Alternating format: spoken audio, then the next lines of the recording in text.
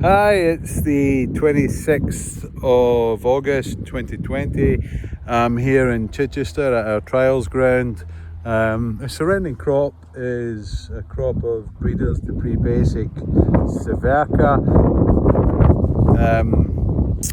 As you can see, it's maturing nicely. So it's the 26th of August. I reckon we'll be cutting this 15th to the 20th of September. So yeah, not bad. This is our trial, Soya trial. It's not a bad trial this year. I'm pretty happy with it. Obviously this volunteer rate's a pain in the backside, but nevertheless. This first plot is a Linda. I actually think a Linda is quite a good variety. I think a Linda could be something that we could commercialise alongside Severca. As you can see, it's very similar to the maturity of Severca. The Severca is in the background, the Linda's here. Yeah, not much between it and Severca in maturity, but the Linda appears to have more yield, and it's slightly taller, which is always good. And it's got good standing power. So yeah, not a lot to criticise a Linda for at this stage. Okay, this is a variety that is not for the UK. This is 715. It's actually, we're testing it in France this year. We actually think this is better than anything the French have got. The question is, will the French accept that? Will they believe it? Well, that remains to be seen. But by rights, there should be a big acreage of 715 in France 5 years from now. We'll wait and see if that really comes to pass. This is a kind of also ran variety. It's 707. At one stage we thought it might be a contender against 715. It is slightly earlier than 715, but it's shorter and generally not that impressive. So I think 707 is going to go the way of the dodo.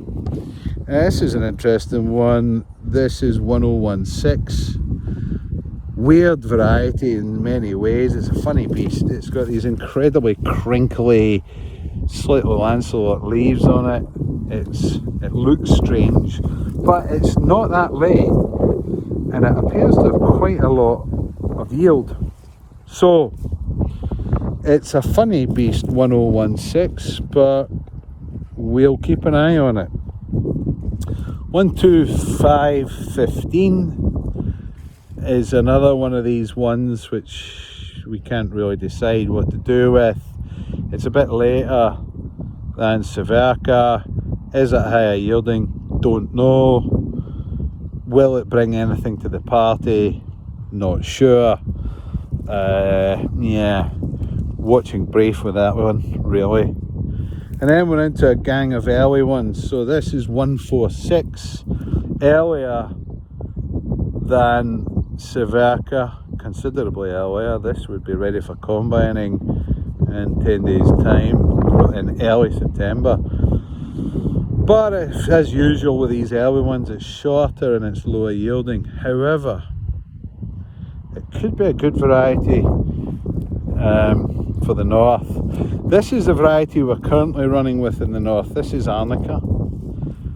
I like Arnica. It is a bit shorter, but by jingo, it's early. You see how early it is. And we've got this growing up in Goole and Humberside this year. I think anybody you could grow this in the Cheshire Plain quite happily. I think the guys in East Anglia and so on, this is too early for them.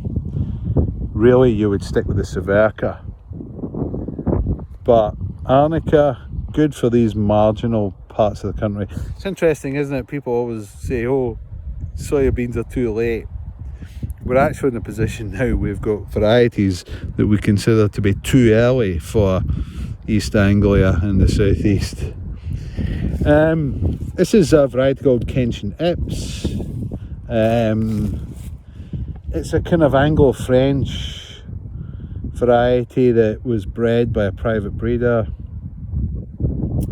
It's later than the Arnica. Not sure how much yield it's got. We'll keep an eye on it. This is Kenshin Wall, same breeder as Kenshin Ips. Kenshin Wall, similar maturity to Arnica. You'll see they're very similar. It's certainly an early variety, brown haired. It's not an ugly bean though, so potentially usable from that point of view. Just not convinced that it's got a huge yield, but we'll verify the yield when we come through. It's very different, obviously. Arnica's white haired, Kenshin Wall's brown haired. The big question is, has Kenshin Wall got more yield than Arnica? Well, if we go back and compare the two,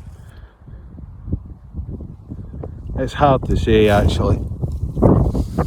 We need to trial it maybe on a larger commercial scale to try and get a true indication of the yield potential on them. Okay, this is Jacqueline. So this is a return to the late ones. Again, we're wondering if Jacqueline is a good variety. The trouble is it's that bit later than Severka. This plot next to it is Severka. Now you look, Jacqueline's at least 10 days later than Severka. A lot more yield on it though. So again, will we use Jacqueline in the southeast of England? Is it worth an extra 10 days of lateness dragging you into potentially into early October to grab that extra yield? If you were in Kent, you might do. If you were in Horncastle, Lincolnshire, you probably wouldn't. It remains unclear to me really what the niche will be for Jacqueline. It is in test in France this year, like the 715.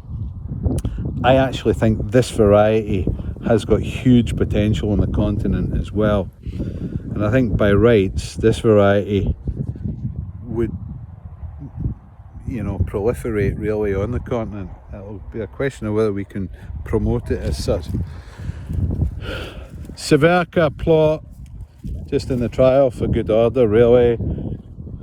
And then comes the star of the show, Alinda. So the first plot we saw was Alinda. Look at these.